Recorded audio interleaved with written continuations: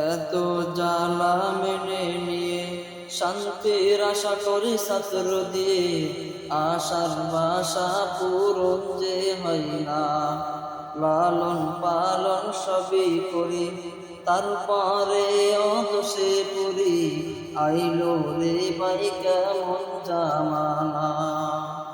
এত জ্বালা মেনে নিয়ে শান্তির আশা করি ছাত্র দিয়ে আশার বাসা পূরণ যে হয় না।